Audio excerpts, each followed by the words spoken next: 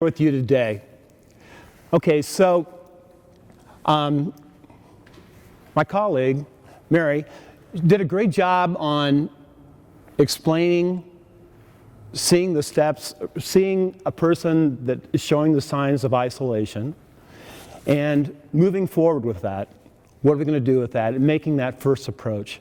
I'm going to be talking about making that connection and be talking to you about some connections that you can do.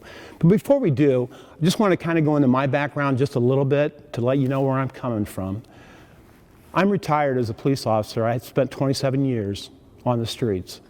And in my career, I dealt with many people that were victims and offenders, people who were affected by the loneliness of isolation. I saw many bad things happen to them as a result of their feelings of isolation, not feeling like they had any worth. And on a personal level, I have a grandson, Oliver. Oliver is 6 years old. Oliver has cerebral palsy. He does not have any control over his arms and legs. Oliver can't talk. And I know as Oliver goes through life, he's going to be in a wheelchair all his life. And I know as he goes through life, he's going to be one of these isolated people. It would be really easy for him to be isolated. Oliver loves people. And in my lifetime and in my career, and then with Oliver, my personal life, I've seen the power of one. And I've seen how powerful it can be when somebody makes an approach to a person that feels lonely and what a difference it can make. Oliver loves people. And I've seen the joy and his laughter when a kid in particular comes up and starts talking to him.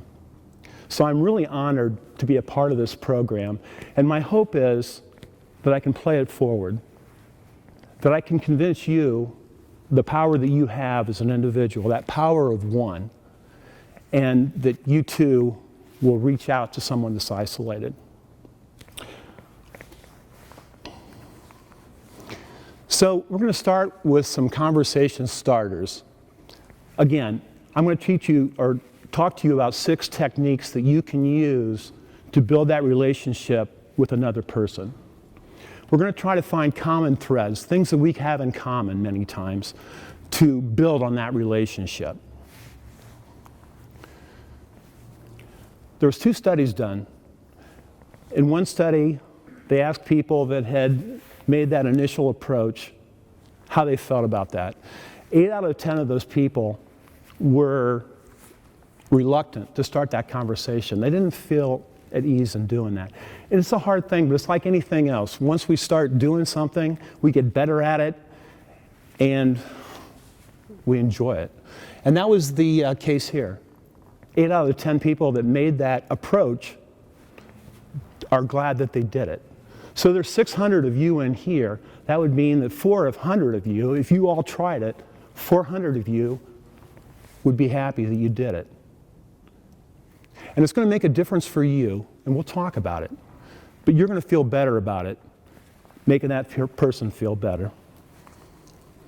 So the first technique of the 6 that we're going to talk about are the 5 W's.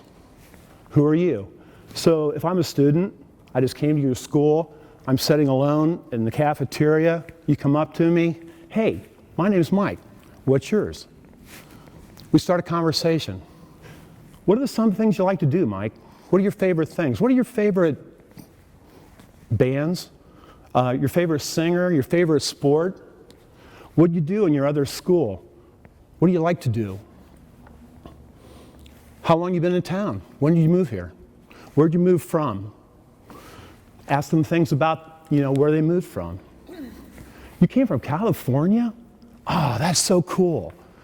Were you near the water or, whatever. Again, we're trying to build those threads, things that we have in common, things that we like.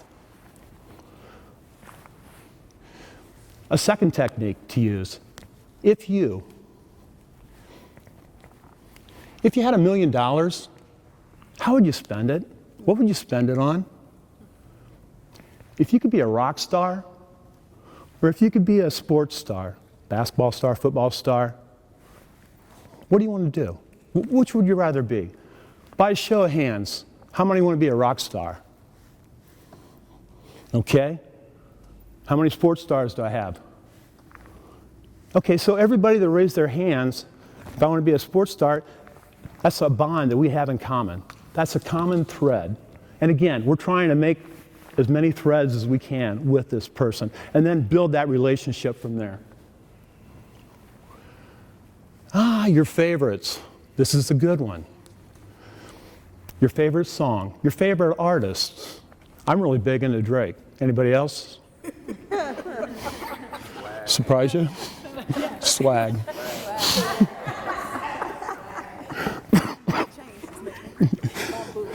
Your video game.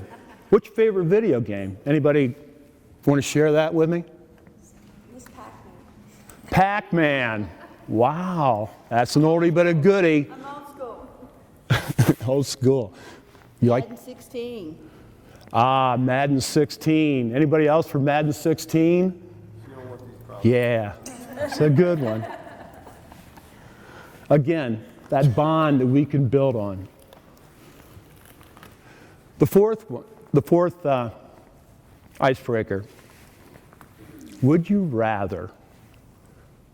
Question for you. Would you rather be a cow or a chicken? Okay, think about that for a minute. Who would rather be a cow if you had to make a choice? Okay, how about a chicken? Okay. So why would you want to be a chicken? Because my friend's a chicken. Can't beat that. Sure. Number 5, I really like this one. Where have your shoes been? And I'm not interested in your shoes, the style of your shoes. I'm more interested in your feet, but it's just easier to say where have your shoes been. So where have you been? Where do you like to go? Where do your shoes like to go? If I'm wearing my tennis shoes and you ask me that, I'd tell you, I like going to the YMCA because I really like working out. I love playing racquetball. So where do your shoes take you? Where have your shoes been? If you ask me today, in these shoes, I do a class that takes me around the country. These shoes have seen about every state in the country. They've gone to it. So let's build on that. What's your favorite state, Mike? Best place you've ever been, best vacation you've ever been on. Where'd those shoes take you? Handwritten notes. When I was going through school a couple years ago, I can remember I had a teacher. She always put nice things on my paper when she returned it. She had the double exclamation marks with the dots, and then she put the smile under it, put it in blue ink. She put on there, nice job, Mike. And that really meant a lot to me. The power of the written word and the difference that you can make, one person can make. Good example. So if you see somebody, if you're hesitant to go talk to somebody, think about giving them a Post-it note. Just give them a note to let them know about something they did really good and to give them that feeling of worth. It can go so far.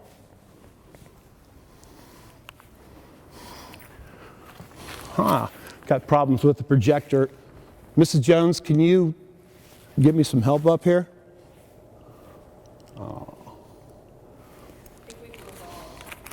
Okay, so in life, you always got to be prepared, right? Ow. So you got to have a backup plan. I got some notes that I'm going to use, so try to follow along.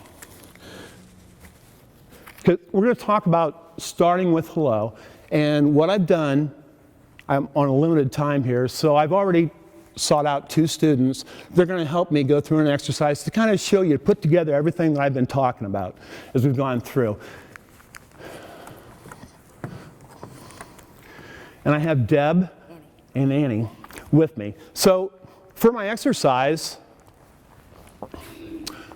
I'm that student that just moved in. I moved into the school, I started coming to the school about 3 weeks ago. Annie and Deb have noticed that I've been sitting alone, and right now I'm just going to be standing in the cafeteria waiting for in line to get my meal. Okay.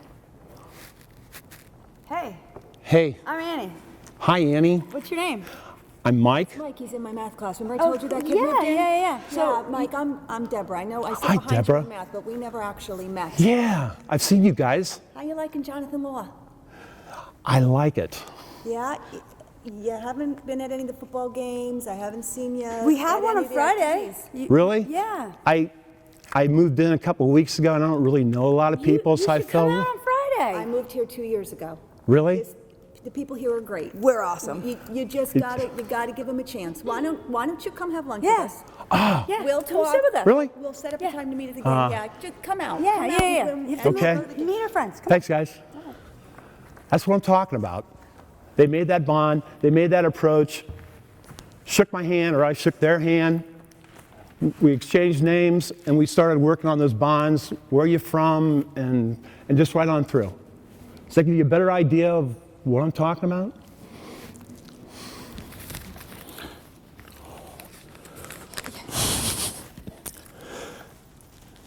Okay, so what's going to be the benefit for you of all this?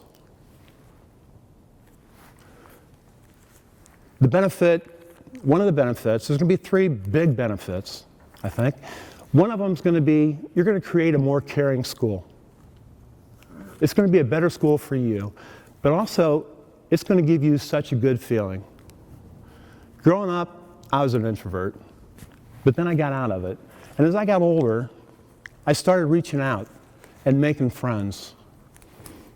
I have a collection of friends now. Wherever I go, I always try to make friends.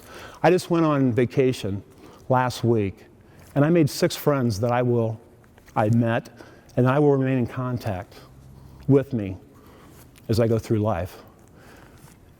It enriches my life so much. The more I know, the more diversity I have, the better person it makes me. And it's going to work that way for you also. Secondly, you're going to develop those friendships like I was talking about. Friendships that'll take you through life. I still converse with many of my friends from high school, many of my friends from college. We stay in contact.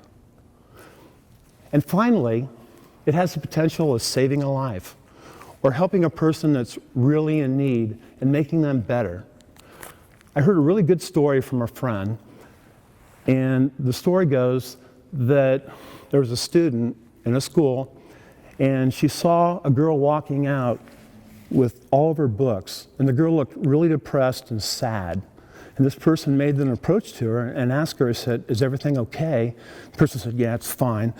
But she stuck with that person and talked to her, and she said, "Do you need a ride home?" She said, "Yeah, I'd appreciate it." So she gave her a ride home, they talked. Several months later, she got a note from that person, and that person told her that at the time she was going through some crises in her life, some personal things, and she was considering killing herself. And as a result of her contact with her and reaching out to her, she didn't do it. She saw that there was hope. There could be a connectedness. And that saved her life. You can have that same effect. It's the power of one. So how are we going to do that? Okay, we've been talking about the power of one, but you've got clubs in your school. We've given you resources to take this program out all around your school. So you've got different clubs. How about thinking of coming up with some of the things that Mary Kay talked about, having a day where working through your clubs already in existence, or maybe starting your own Say Hello Club, where we develop some of these initiatives that we've been talking about, where we have a No One Eats Alone day, where we have a day where we post notes on people's locker. Come up with your own ideas, be creative. The power of one is strong, but the power of a group is so much stronger. You need somebody to take the ownership of this program. So start that club. And the benefit for you, it's going to enrich your life, but also the benefit that we can provide to others. So, what I want you to do is, if you could, stand up. Let's take the pledge. Okay, what I'm going to do is go through the 3 steps. And I want you to repeat it by raising your right hand, okay? You're going to make an oath to me. See someone who's isolated. See someone who's isolated. Reach out and connect. Reach out and connect. Start with hello. Start with hello. Start with hello. Start with hello. Very good. Thank you, guys. It's been great. Thank you.